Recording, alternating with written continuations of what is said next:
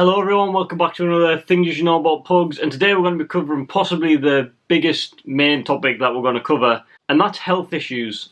Now I'm going to be talking about specifically pug health issues, not like kind of generic ones that you get like across a couple of breeds, like specifically ones that pugs get and most other dogs don't. And people say pugs are bred completely wrong and that they've got continuous health issues and all this stuff. That's incorrect. If you get it from a good breeder who's had a good line of pugs and puppies, pugs are fine, perfectly healthy animals. Don't be put off by anything people tell you. So one of the first things that can affect a pug, and I'm going to crucify whatever this is called, so I'm going to read it. Exposure keratopy syndrome. This is basically when a pug has the inability to close its eyelids. Because its eyes bulge, you'll find that in some cases, or when they've been maybe not bred correctly, that if their eyes bulge too much, their eyelids won't quite close.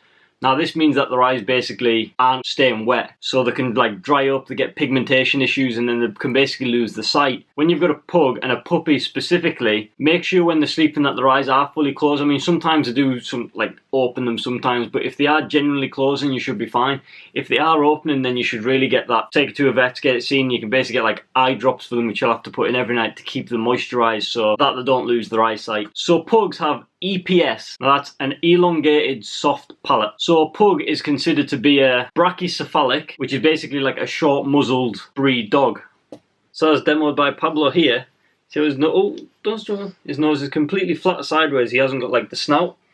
So pugs, French bulldogs, all the same type. So this is basically like an obstruction of the airways. So that's why pugs kind of snore and grunt, snoring as well. So all of these dogs will have like a mild case of it, you know, the snoring, the kind of grunting. But if it's any more severe than that, you'll find that they maybe do some like kind of honking sounds or like the gasp for air. Now if this is the case, then they need to be seen to by a vet, and it's basically just a surgery of the airways that can help relieve that pressure, because basically that's them the air struggling to get in or out. Now with the brachycephalic breeds, you do also get something called stenotic nares. Now this is essentially just like an overly soft nasal tissue in the nose. Now over time, that will break down and basically it'll just mean they can't breathe through the nose, so they're constantly breathing through the mouth. So an easy way to tell if they've got this is obviously just excessive breathing through the mouth and not coming through the nose, you know, just blocking the nose. If they panic, then they're breathing through the nose. If they don't panic, then they're constantly breathing through the mouth. And also kind of like a foamy discharge, because obviously if they're breathing through the mouth, they're going to kind of slaver, but it's not necessarily slaver as such. But again,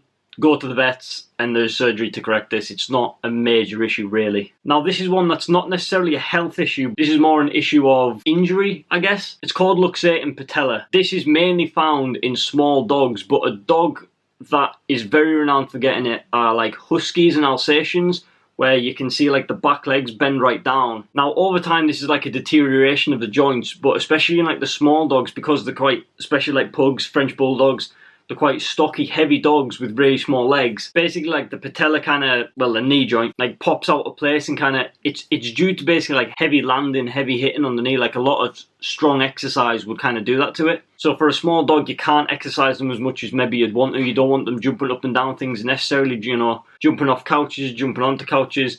Now as he gets older, he'll be able to do it better and more. But when he's a puppy, you try and avoid him jumping and only get him jumping on things that he can comfortably make and comfortably jump down. I know Pablo never wanted to jump down anything because he was always scared of the height, which was a bonus for us. But if he does somehow like fall or jump off the couch and does kind of pop his knee out, obviously you can go to the vets and put it back in. But over time this is an issue, so I would strongly avoid them trying to jump as much as possible, especially down. Jumping up's not so bad, it's jumping down and putting that high pressure on the knee joints. And this obviously causes arthritis if it keeps popping in and out. And as I said, you'll see Alsatians and Huskies, they have that quite badly, and it's quite a natural thing as well. Like over time the arthritis will wear the knee joints down and become unable to jump. But this is more brought on by like excess weight, because obviously if the bodies are too heavy for the legs, it's gonna hurt them. If you keep your pug nice and slim and energetic and not overweight, then he'll be fine. I mean, Pablo jumps up and down stuff all the time and he's absolutely fine. He's never hurt himself. So if they're a pup and they want on the couch, lift them up, lift them back down. Just try avoid them jumping as much as you can. Now a pug is very susceptible to bacterial infection in his face. Now this is because of the amount of fold he's got on his face, whereas like pugs like that. So a little demonstration. These folds here on his face, by his nose, on top of his head. I know you don't like them being touched. In here, especially like right around the lips, we'll put you down. especially just on there. Because his folds go over, basically a bacteria line can sit under there and just fester. So you've got to clean them very regularly or you are going to get an infection in his face and it'll swell up and it's not nice. It is easily treatable. If he does get infected, you know, he'll just get injections, but just try and keep it as clean as possible, because obviously if they're in rivers or in bushes and stuff, they are going to get stuff in there and stuck. So just clean it out once a day, should be fine, you'll never get anything from that. Now this is found in specifically male pugs more than female pugs, but it's called intussusception, I think is how you pronounce it. But basically this is like quite a fatal condition where the intestine kind of telescopes in itself and just like collapses. So this is something my previous dog had something very, very similar, but she had cancer which caused the exact same thing. And basically the symptoms will be vomiting, diarrhea, constipation, kind of the standard stuff, and blood in stool and your kind of more generic stuff. But if you've got a male pug and he's having any of them symptoms, I would get him checked out very quickly, just in case. You've got to be safe than sorry. If you can catch it early and get him into surgery and try and get it fixed, he'll be fine, but the earlier the better. So when Pablo was being sick the other day, I was straight to the vets, because if it was anything like that,